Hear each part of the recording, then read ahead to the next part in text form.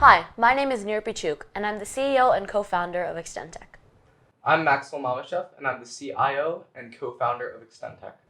I'm Ron Pechuk, and I'm the CTO and co-founder of Extentek. Extentek's mission is to improve the personal independence and quality of life of people with different abilities. Our first device is named Galina, after my grandma who inspired the invention.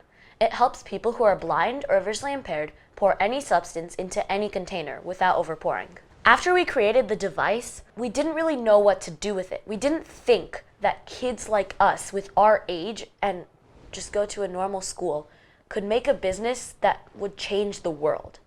Our opinion changed after I attended the Bill and Melinda Gates Take Action Foundation workshop, and then we were empowered to create a business and change the world. Extentek isn't just a company of one device.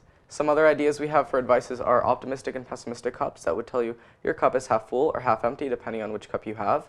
We also have an idea for an educational kit for people at home to make their own Galina devices, and a first built prototype of a smart cup that the Galina device would sit in. If you want to learn more about Extentek, you can check out www.extentech.com.